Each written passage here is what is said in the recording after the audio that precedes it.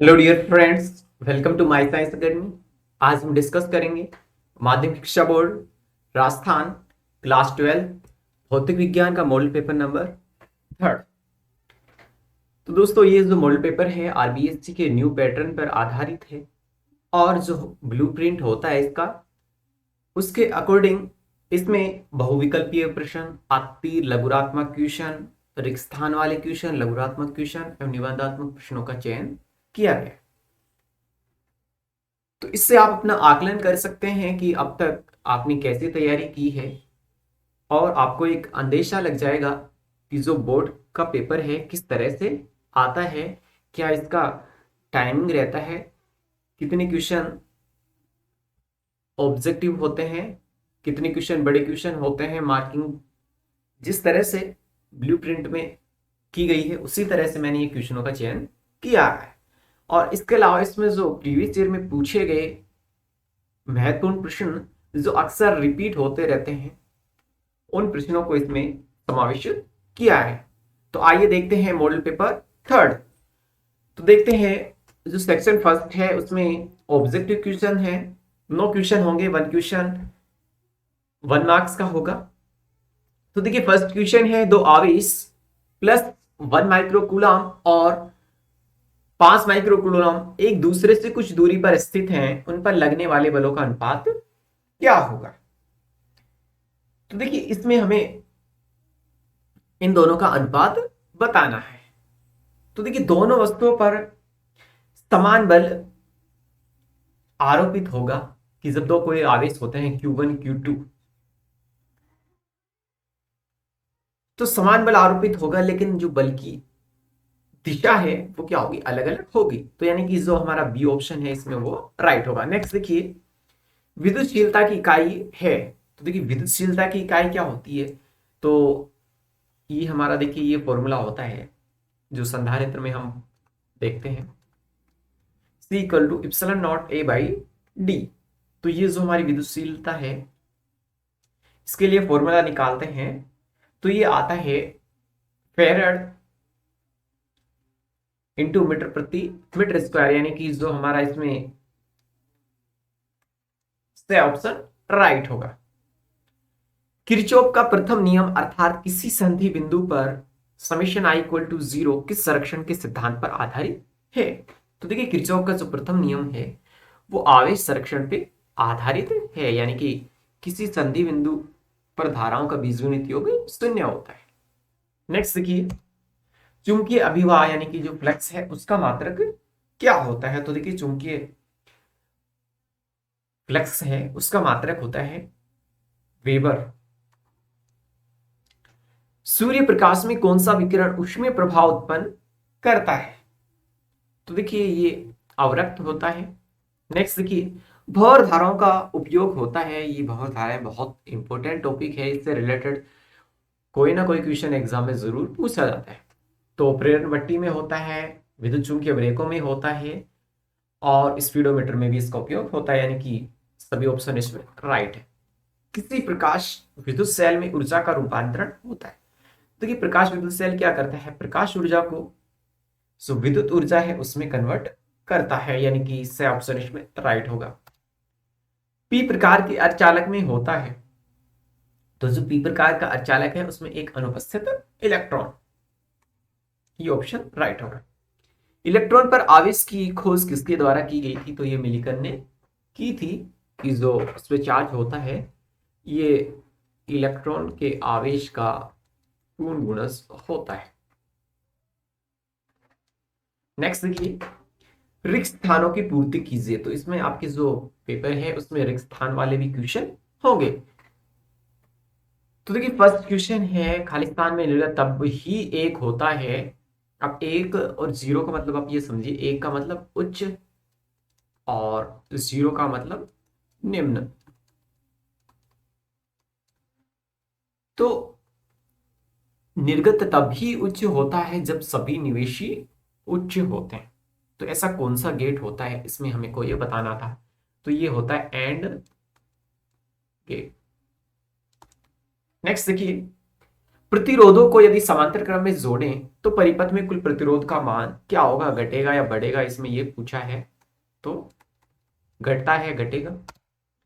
ताप बढ़ाने पर जो विश्रांति काल है तथा खाली स्थान बढ़ जाते हैं। तो देखिए जो ड्रिफ्ट वेलोसिटी है, अपवहन वेग, वो क्या हो जाता है, बढ़ जाता है। दो समान परिमाण तथा विपरीत प्रकृति के आवेशों को मिलाने वाली रेखा के मध्य बिंदु पर खाली स्थान शून्य होता है। तो देखिए वैद्युत विभव क्या होता है, शून्य होता है। नेक्स्ट देखिए, अति लघुत्मक प्रश्न होंगे, 8 क्वेश्चन होंगे और 8 नंबर के क्वेश्चन होंगे। फर्स्ट है, नाभिकीय संलयन अभिक्रिया नाभ के विखंडन के सापेक्ष कठिन होती है। यानी कि जो संलयन अभिक्रिया विखंडन के सापेक्ष कठिन होती है, इसका क्या कारण। देखिए देखो, नाभिकीय संलयन में दो नाभिकों का योग होता है और उससे एक बड़े नाभिक का निर्माण होता है। नाभ के विखंडन में एक नाभिक दो छोटे छोटे नाभिकों में टूट जाता है। तो देखिए नाभ के संलयन के लिए हमें बहुत उच्च ऊर्जा चाहिए और जिसको पृथ्वी पे प्राप्त करना संभव नहीं है। इसलिए जो ये नाभ के संलयन अभिक्रिया है ये पृथ्वी पे संभव नहीं है। ये जो सूर्य तारों इनमें संपन्न होती है। ये इनके लिए 10⁻7 केल्विन इतना जो उच्च ताप है वो चाहिए। तो इतना ताप यहाँ संभव नहीं है। सेकंड है, दो कुंडलियों को किस प्रकार लपेटना चाहिए कि प्रेरित विद्युत बल का मान अधिकतम हो। देखिए इनको एक कुंडली को दूसरी कुंडली के ऊपर, जैसे ये कुंडली है तो ये दूसरी कुंडली है, इसके ऊपर यदि हम इसको लपेट रहे हैं तो प्रेरित विद्युत बल का मान अधिकतम होगा। नेक्स्ट देखिए, नैश अर्धचालक की क्रिस्टल संरचना के नामों को लिखिए। तो देखिए कौन कौन से होते हैं, ये हमारा सिलिकॉन होता है, जर्मेनियम होता है। डी ब्रोगली के अनुसार द्रव्य तरंग के तरंग दैर्घ्य का सूत्र लिखिए। तो देखिए डी ब्रोगली ने जो तरंग दैर्घ्य के लिए सूत्र दिया था, lambda equal to H upon में पी, या फिर एच इक्वल टू ये पी इक्वल टू क्या होता है, संवेग, ये होता है एम वी।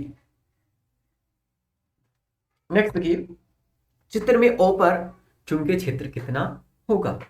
तो देखिए जो केंद्र है उस पर वृत्ताकार भाग के कारण, ये जो केंद्र है और ये वृत्ताकार भाग है, तो इसके कारण जो परस्पर विपरीत दिशा में चुंबकीय क्षेत्र होगा इस तरह से,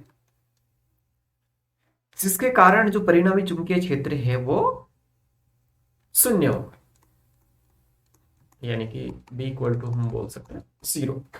विद्युत चुंबकीय तरंगों के लिए निर्वात की अभिलाक्षणिक प्रतिबाधा का मान कितना होता है। इसको जैसे हम जेड से भी डिनोट कर देते हैं तो ये होता है 377 ओम। नेक्स्ट देखिए,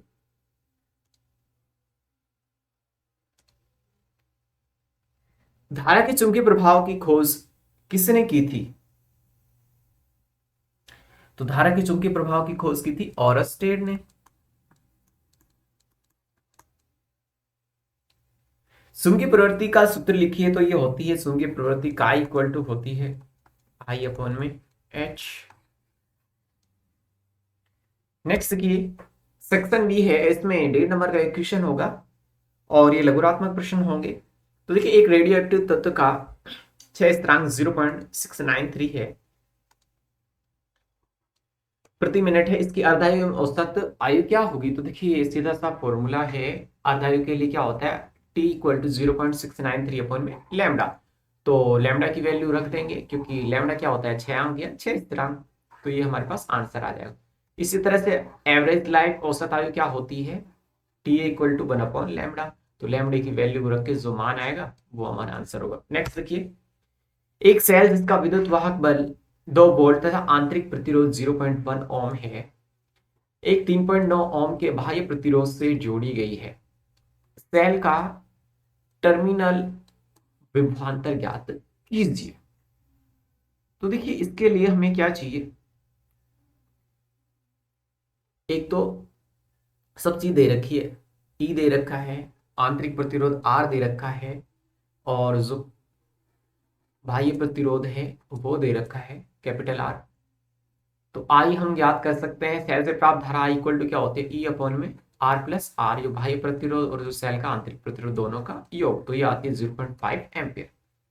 तो टर्मिनल विभवांतर हम इस तरह से भी ज्ञात कर सकते हैं, V equal to E minus I R, क्योंकि ई की वैल्यू 2 है, आई 0.5 और आंतरिक प्रतिरोध 0.5, तो 1.95 वोल्ट। या फिर हम ज्ञात कर सकते हैं सेल का जो विभवांतर है इस तरीके से, V equal to I R, तो I 0.5 और कैपिटल आर यानी कि जो बाह्य प्रतिरोध है 3.9, तो इस तरह से 1.96 आ जाता है। नेक्स्ट देखिए, एक धातु के तार की लंबाई L मीटर और काट का क्षेत्रफल A वर्ग मीटर है। ज्ञात कीजिए यदि तार को खींचकर इसकी लंबाई दुगनी कर दी जाए तो इसके प्रतिरोध में कितनी प्रतिशत वृद्धि होगी। तो देखिए, तार को खींचने पर इसकी लंबाई में वृद्धि के साथ उसके काट क्षेत्रफल में कमी होगी, लेकिन दोनों स्थितियों में द्रव्यमान समान रहेगा। यानी कि हम ये कह सकते हैं कि ये देखिए, प्रतिरोध के लिए सूत्र क्या होता है, R equal to rho L upon में ए, अनुप्रस्थ काट क्षेत्रफल ये इसकी लंबाई और इसका घनत्व, तो ये इस तरह से संबंधित होता है। तो A L D equal to, अब जैसे अनुप्रस्थ काट क्षेत्रफल इसका मान लेते हैं ए डैश हो गया, लंबाई क्या कर दी 2l और घनत्व इसका अपरिवर्त। तो यहां से जब हम इक्वल करते हैं तो ये आता है a dash equal to a by 2, यानी कि अनुप्रस्थ काट क्षेत्रफल क्या होगा, पहले का आधा। तो इसे हम इस फॉर्मूले में पुट कर लेते हैं, तो R dash equal to rho 2l upon A by 2, तो ये पुट किया तो ये आर डैश इक्वल टू है 4r, यानी कि पहले की तुलना में 4 गुना हो गया प्रतिरोध। तो परसेंट वृद्धि ज्ञात करनी है, तो कि जो पहले अंतिम प्रतिरोध क्या है और पहले प्रतिरोध क्या है उसका अंतर अपॉन में प्रारंभ का जो प्रतिरोध है इनटू 100, तो ये 300% आंसर है। एक अनंत रेखीय आवेश से 2 सेंटीमीटर दूरी पर 9 गुणा 10 की पावर 4 न्यूटन प्रति कूलम का विद्युत क्षेत्र उत्पन्न करता है, रेखीय आवेश घनत्व ज्ञात कीजिए। तो देखिए, आर दे रखा है 2 सेंटीमीटर, तो इसे मीटर में कन्वर्ट कर लेते हैं। विद्युत क्षेत्र दे रखा है और ई क्या होता है 2 के लैम्डा अपॉन में आर, तो लैम्डा का मान ज्ञात करना है, तो ये इस तरह से हम निकाल पाएंगे। धारा घनत्व से चालक का सिग्मा तथा विद्युत क्षेत्र की तीव्रता ई में संबंध स्थापित कीजिए। तो देखिए, अपन वेग में जो इलेक्ट्रॉन है वो ऋण सिरे से धन सिरों की और ऐसे जिगजैग गति करता है। तो देखिए, ये बैटरी से जोड़ रखा है, ये चालक है और इसके सिरों पर जो विभवांतर है V। तो देखिए, I अपॉन में A इक्वल टू होता है NA VD, या फिर जैसे अपन धारा बोले तो NAE VD होता है। तो यहां से I अपॉन A बोलते हैं हम धारा घनत्व को, तो J equal to NE VD। अब जो VD है यहां से निकालें तो EV अपॉन में ML इंटू, तो ये मैंने एक डायरेक्ट रिलेशन यूज किया है जो इसमें हम अपन वेग में यूज करते हैं। तो J इक्वल टू VD का मान यहाँ रख दे तो NE EV by ML tau, और इसे हम लिख सकते हैं NE square tau by M into V by L, और V बाई L को हम क्या बोलते हैं, तो क्षेत्र, तो E, तो J equal to sigma E। Prism द्वारा विक्षेपित नीले व लाल प्रकाश में से किसका विचलन सबसे अधिक होगा, कारण दीजिए। तो देखिए, नीला प्रकाश है उसकी तरंगदैर्घ्य लाल प्रकाश की तुलना में क्या होती है, कम होती है। यानी कि यहां लिखना चाहे तो हम लिख सकते हैं कि जो नीले प्रकाश की जो तरंगदैर्घ्य है लाल की अपेक्षा कम होती है, और नीले प्रकाश की चाल लाल प्रकाश की चाल की अपेक्षा कम होती है। अब उसका रीजन क्या है कि जो अपवर्तनांक है वो साल के व्युत्क्रमानुपाती होता है। तो काश का जो अपवर्तनांक है नीले प्रकाश के लिए लाल प्रकाश की अपेक्षा अधिक होता है, इसलिए लाल, इसका विचलन किसका अधिक होगा, नीले प्रकाश का।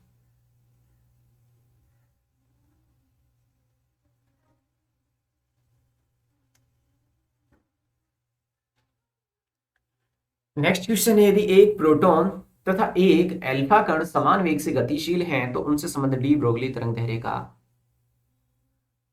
अनुपात क्या होगा। तो देखिए, डी ब्रोगली तरंगदैर्घ्य लैम्डा इक्वल टू क्या होती है, H अपॉन में P या फिर H अपन में mv। अब चूंकि प्रोटॉन है तो mp इसका द्रव्यमान mp और इसका वेग vp, और एक अल्फा कण है तो उसके लिए ले लेते हैं H अपन में m अल्फा v अल्फा। इन दोनों का हमें अनुपात लेना है, यानी लैम्डा अनुपात लैम्डा 2। तो इस तरह से अनुपात लिखा। अब देखिए हम जानते हैं कि जो इसका वेग है अपवन, जो वेग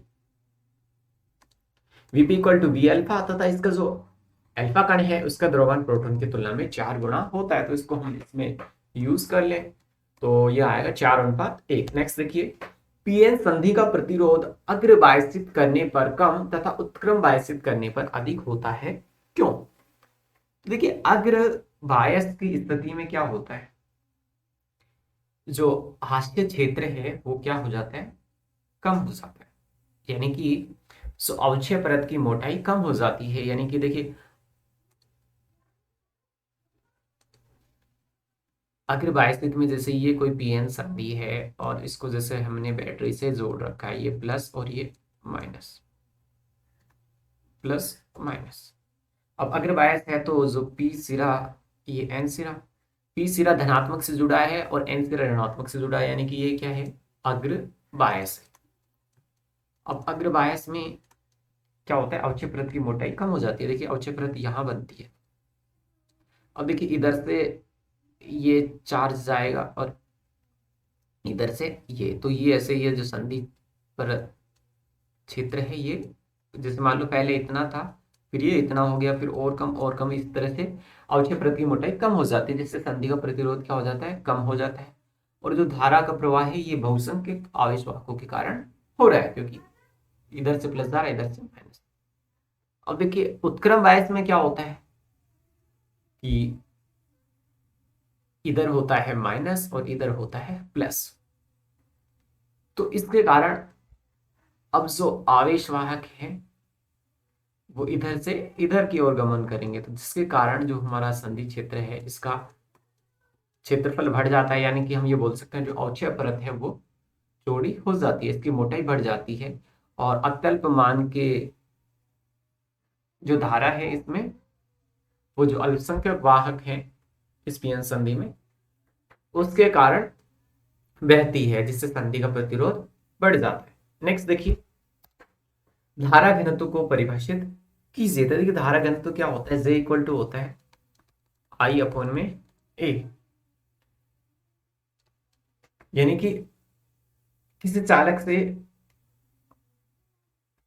एकांक अनुप्रस्थ काट क्षेत्रफल में जो धारा बहती है उसे हम धारा घनत्व कहते हैं। और धारा घनत्व एक सदिश राशि है और इसका मात्रक होता है, जैसे धारा किसमें होगी, एम्पियर में, और क्षेत्रफल मीटर स्क्वायर में। कैसी राशि है, सदिश राशि है। दो परिनलिकाओं के मध्य अन्योन्य प्रेरण गुणांक का व्यंजक प्राप्त कीजिए। तो देखिए दो परिनलिकाएं हैं, यानी कि जैसे हम मान लेते हैं P1 P2 दो समाक्षीय परिनलिकाएं हैं जो एक दूसरे के ऊपर इस तरह से लपेटा गया है।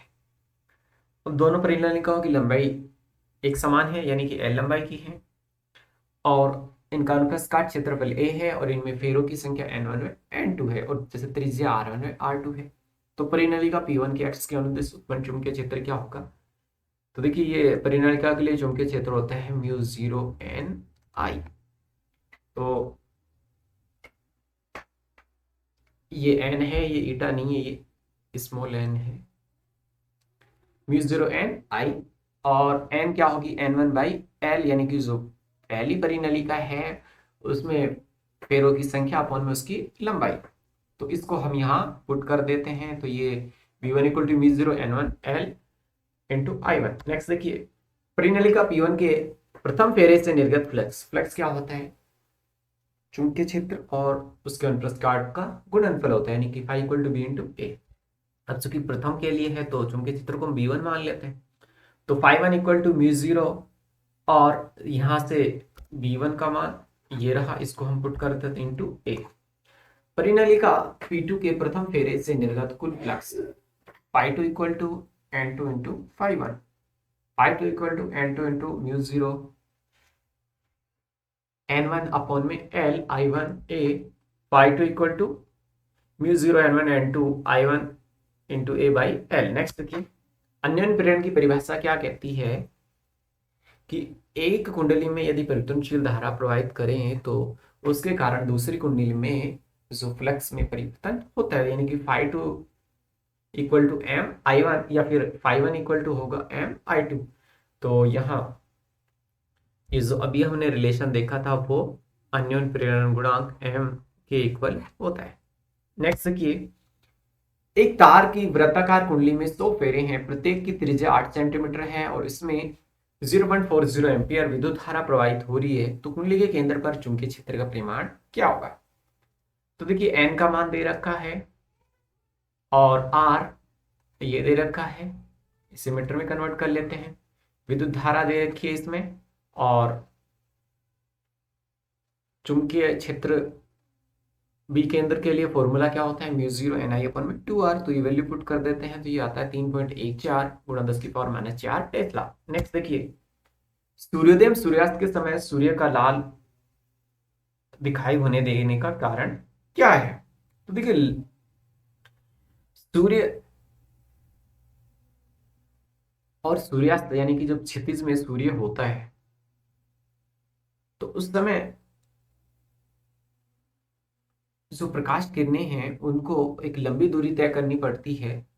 तो इस लंबी दूरी में लाल रंग के अलावा जो सभी रंगों की तरंग दैर्घ्य है इतनी नहीं होती, तो वो इतनी डिस्टेंस तय नहीं कर पाते, यानी कि और जो सभी कलर हैं उनका क्या हो जाता है, प्रकीर्णन हो जाता है, वो फैल जाते हैं और जो केवल लाल रंग है वही हमारी आंखों तक पहुंच पाता है, क्योंकि हम जानते हैं ना कि जो लाल रंग की तरंग दैर्घ्य क्या होती है, सबसे अधिक होती है।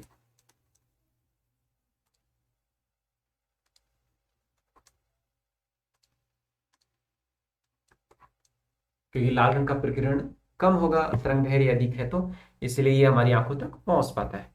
इसलिए हमें सूर्योदय और सूर्यास्त के समय ये लाल दिखाई देता है। और अगर यहां से जैसे इसका आप फॉर्मूला भी ध्यान रखने चाहें कि प्रकीर्णित जो प्रकाश है उसकी जो तीव्रता है ये उसकी तरंग दैर्घ्य की चौथाई घात के व्युत्क्रमानुपाती होती है।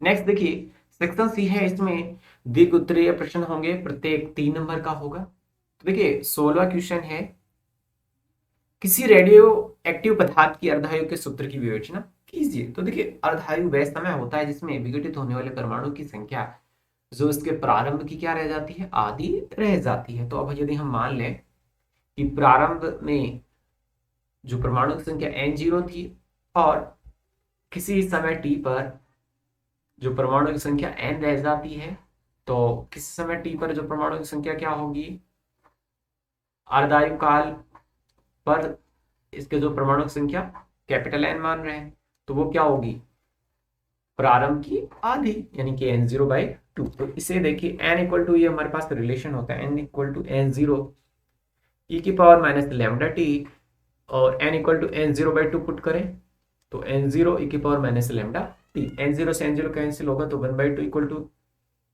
Exponential minus lambda T. तो 2 e की पावर लैम्डा टी दोनों तरफ log लेने पर, तो log 2 log e की पावर लैम्डा टी। तो देखिए log 2 और ये एक्सपोनेंशियल में है तो लैम्डा जो घात में है ये आगे आ जाती है, तो यानी कि लैम्डा टी, log का आधार ई। देखिए log का आधार ई है, इसकी वैल्यू होती है 1, तो ये हमारा हिस्सा 1 हो जाएगा। तो log ई ये हमारा 2 चल रहा है इधर।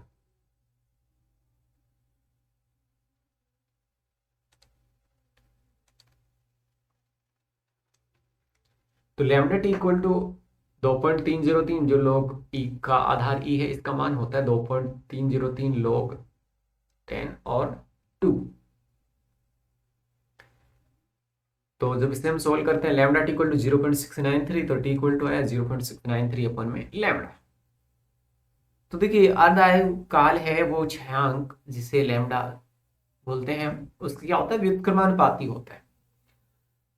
तो प्रारंभ में t इक्वल टू 0 समय पर जो इसके परमाणु की संख्या होती है n0, किसी समय क्योंकि परमाणु लगातार विघटित हो रहे हैं तो t समय पर इनकी संख्या घट के कितनी रह जाती है, कैपिटल N। तो अर्धायु काल t equal to capital T, इसको हम अर्धायु काल को कैपिटल टी से डिनोट करते हैं क्योंकि ये वह समय होता है जिसमें परमाणु की संख्या घटकर आधी रह जाती है। तो इसे हम बोल सकते हैं n इक्वल टू n0/2। तो प्रथम अर्धायु काल t इक्वल टू 1/1t, यानी विघटित परमाणु की संख्या n1, यानी कि अब इससे पहले परमाणु की संख्या कितनी थी n0, उसकी क्या रहेगी आधी, तो n0/2। अब देखिए अगला जो अर्धायु काल है t इक्वल टू 2t, यानी कि दूसरा अर्धायु काल, इसमें विघटित परमाणु की संख्या n2 होगी। तो ये जो पहले थी उसकी आधी रह जाएगी, यानी n1 की आधी। तो n1 क्या होता है n0/2, तो ये आ गया n0/4। तो ये हमारे पास इसमें रिलेशन आया कि इस तरह से लिख सकते हैं इसको n0/1/2 का होल स्क्वायर। और जो तीसरा अर्धायु काल है उसमें होगी t इक्वल टू 3t, यानी कि n3 इक्वल टू n2/2। फिर n2 की वैल्यू रखते हैं यहाँ से n0/4। तो ये इस तरह से रिलेशन आता जाएगा जो जो हम और अर्धकाल निकालेंगे। तो यानी कि nवें अर्धकाल के लिए t इक्वल टू होगा nt, तो विघटित होने वाले परमाणुओं की संख्या होगी nn, यानी कि ये रिलेशन आ गया nn इक्वल टू n01/2 की पावर n। अब इसी में क्वेश्चन था रेडियम के एक आइसोटोप की अर्धायु 1600 वर्ष है, इसका 1/64वां भाग कितने वर्ष शेष रहेगा।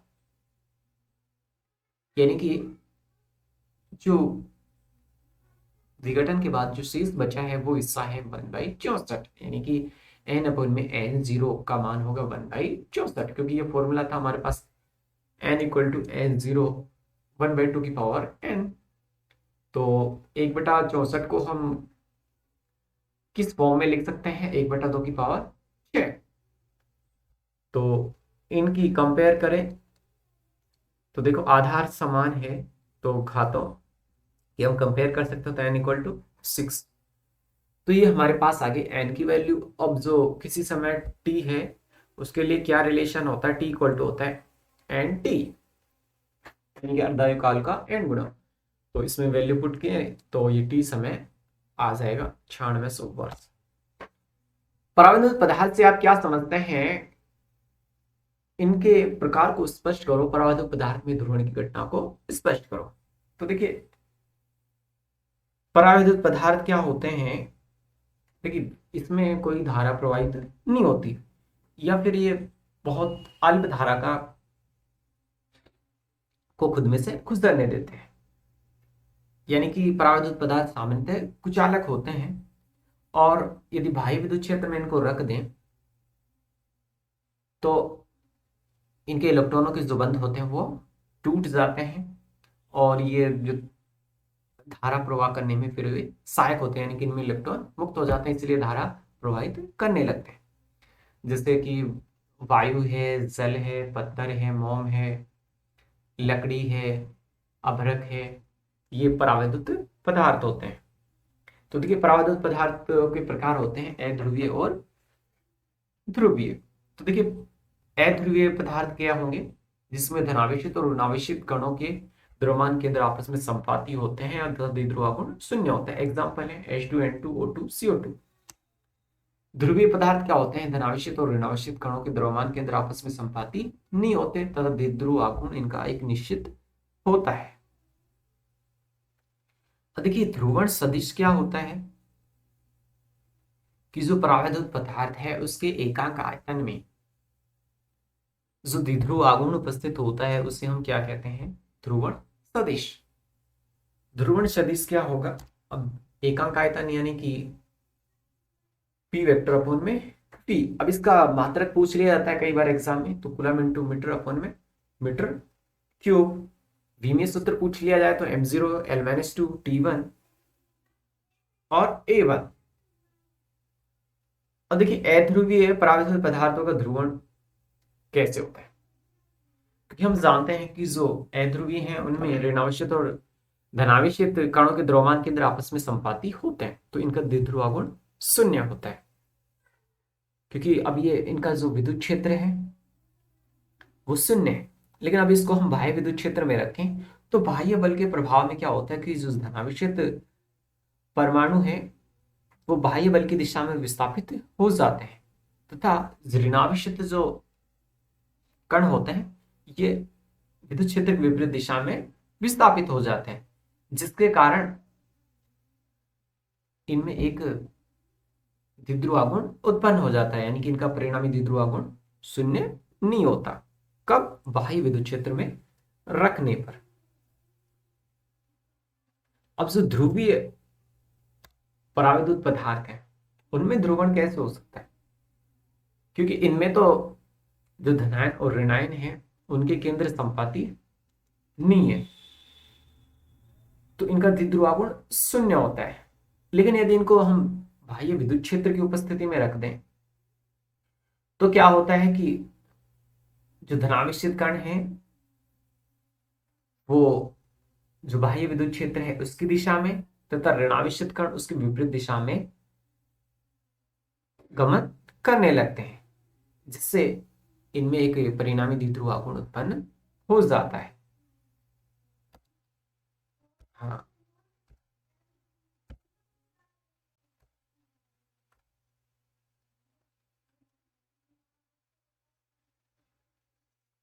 नेक्स्ट देखिए, विभवमापी क्या है? इसे आदर्श वोल्टमीटर क्यों कहा जाता है? इसकी संरचना का सचित्र वर्णन कीजिए।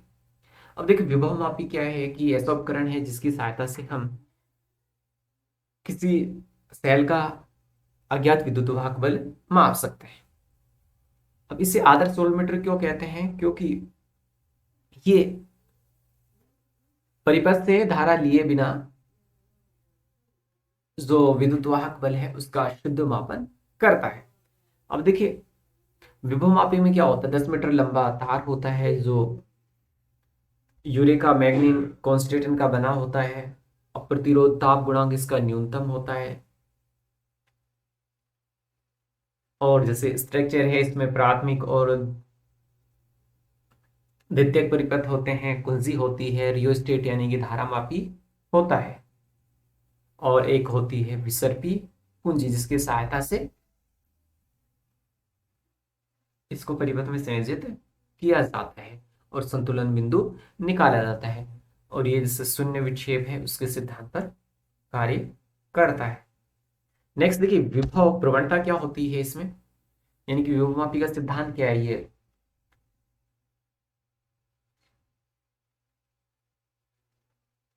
शून्य विक्षेप के सिद्धांत पर कार्य करता है। अब देखिए, विभव प्रवणता क्या होती है कि x इक्वल टू होता है v बाई एल, यानी कि एकांक लंबाई पर जो उत्पन्न विभव पतन है उसे हम विभव प्रवणता कहते हैं। इसे हम w by Q into L भी लिख सकते हैं। विभा होती है m1 l1 t minus 3 a minus 1। x equal to होता है जो विभव प्रवणता i r अपॉन में l, तथा i इक्वल टू होती है ep जो सेल का विद्युत वाहक बल है और जो उसका कुल प्रतिरोध है R plus R dash plus R, यानी कि कार है, बैटरी है और उसका आंतरिक प्रतिरोध है, ये सब लगा के। तो x इक्वल टू यहाँ I का मान पुट करें तो ये आ जाएगा। अब देखिए, R dash equal to R equal to हम 0 मानी, यानी कि ये वाला हिस्सा। तो देखिए क्या होगा, x equal to ep into R into R by L, तो विभवप्रवणता होगी ep बाई एल। या इसे हम लिख सकते हैं जैसे v equal to I R होता तो ep इक्वल टू क्या लिख सकते हैं हम, I P into R upon में एल। अब r को हम क्या लिख सकते हैं, रो एल बाई ए लिख सकते हैं, r को रो एल बाई ए। तो ये काई इक्वल टू आ गया I P into rho by A. ये एक तरह से हम रिलेशन इसमें बना सकते हैं। नेक्स्ट देखिए, इसमें जो एक न्यूमेरिकल है कि 10 मीटर विभव मापी के तार का प्रतिरोध 1 ओम प्रति मीटर है, यानी कि जो एकांक लंबाई है उसका 1 ओम प्रति मीटर है। इसे श्रेणी क्रम में 2.2 वोल्ट व नगण्य आंतरिक प्रतिरोध के संचायक सेल एवं उच्च प्रतिरोध जोड़े गए हैं। यानी एकांक लंबाई का प्रतिरोध बोला इसने 1 ओम प्रति मीटर, तो 10 मीटर लंबे के तार का क्या होगा, 10 ओम। अब ईपी दे रखा है, आर डैश इसमें दे रखा है। तो देखिए x कितना दे रखा है 2.2 मीटर वोल्ट प्रति मीटर, यानी कि ओवरऑल ये हो जाएगा 2.2 गुणा 10⁻³ वोल्ट प्रति मीटर। अब इसमें हमें अभी देखो ये फॉर्मूला हमने देखा था x के लिए, ये वाला वो यूज हम यहाँ कर सकते हैं। तो वो यूज हमने यहाँ किया, तो ये वैल्यू रखी 2.2, r हमें 10 दे रखा है, ये रहा, और r डैश ज्ञात करना है, प्लस जो इंटरनल रेजिस्टेंस है वो 0, r 10, लंबाई 10 मीटर, तो 10 से 10 1, और x का मान ये रहा। तो ये पुट किया तो लास्ट में r डैश इक्वल टू आ जाएगा 990 ओम। और देखिए सेक्शन डी है, ये ऑप्स अथवा में क्वेश्चन इसमें होंगे, और ये जो 4 नंबर का इसमें एक क्वेश्चन होगा। तो जैसे 19वां क्वेश्चन है इसका भी अथवा होगा, और जो 20वां क्वेश्चन है उसका भी अथवा होगा, यानी कि इसमें 2 क्वेश्चन होंगे और दोनों ही अथवा में होंगे। तो देखिए पूर्ण आंतरिक परावर्तन तथा क्रांति कोण को स्पष्ट कीजिए तथा पूर्ण आंतरिक परावर्तन के अनुप्रयोग की व्याख्या कीजिए। तो देखिए इसमें आपको क्या बताना है, जैसे पूर्ण आंतरिक परावर्तन क्या होता है कि जब कोई प्रकाश किरण सघन माध्यम से विरल माध्यम में प्रवेश करती है तो वो अपने अभिलंब से दूर हटती है। अब यदि आपतन कोण का मान बढ़ाएं हम तो अपवर्तन कोण का मान भी बढ़ता है, लेकिन एक जो निश्चित आपतन कोण पर अपवर्तन कोण का मान 90 डिग्री हो जाता है, जिसे हम क्रांति कोण कहते हैं। अब यदि आपतन कोण का मान क्रांति कोण से अधिक हो जाए तो प्रकाश किरण किसी सतह से टकरा के पुनः उसी माध्यम में लौट आती है, इसे हम कहते हैं पूर्ण आंतरिक परावर्तन। अब इसमें हमें क्या बताना है, एक तो सघन और विरल माध्यम के लिए रिलेशन जो sin i अपन में sin r है वो बताना है, क्रांति कोण 90 डिग्री, और सॉरी क्रांति कोण नहीं, जो अपवर्तन कोण है उसका मान 90 डिग्री, और क्रांति कोण i इक्वल टू IC लेके हमें एक रिलेशन इसमें बनाना है। और जैसे अनुप्रयोग किसमें किया जाता है पूर्ण आंतरिक परिवर्तन के, जैसे हीरे की चमक, कि हीरे को इस तरह से काटा जाता है कि जो इसमें इसकी सतहों से ही पूर्ण आंतरिक परावर्तन हो सके, क्योंकि इसमें जो कांच होता है उसके पदार्थ का जो अपवर्तनांक है 2.4 होता है, और अपवर्तनांक ये तो होता है हमारा 2.4, और जो क्रांति कोण है ये होता है 24 डिग्री। तो इसमें क्या होता है, बार बार में पूर्ण आंतरिक परावर्तन होता है जिससे हीरे में बहुत ज्यादा चमक आ जाती है। और देखिए पूर्ण आंतरिक परावर्तन का उपयोग ऑप्टिकल फाइबर है जिसके सहायता से टेलीकम्युनिकेशन है, यानी कि संचार में उसमें यूज किया जाता है। और मृगमरीचिका यानी कि जो वातावरण है उसमें वायु सघन और विरल से जब गमन करती है तो पूर्ण आंतरिक परावर्तन होता है, जिससे झील या सरोवर की आकृति दिखाई देती है। देखिए लास्ट क्वेश्चन है इसका, विद्युत द्विध्रुव से आप क्या समझते हैं और विद्युत द्विध्रुव को स्पष्ट कीजिए। इसमें 2 क्वेश्चन है और ये दोनों क्वेश्चन इनके अथवा में आपको क्वेश्चन दिया होगा। तो देखिए विद्युत द्विध्रुव, और इसके लिए आप बता सकते हैं कि विद्युत द्विध्रुव क्या होता है कि दो समान परिणाम और विपरीत प्रकृति के आवेश अल्प दूरी पे रखे होते हैं, और इनके लिए आप जो विद्युत क्षेत्र की तीव्रता है वो परिकलित कर सकते हैं दोनों कंडीशन में। इसमें पूछा है अक्ष पर, तो अक्ष पर कर सकते हैं। Thanks for watching the video.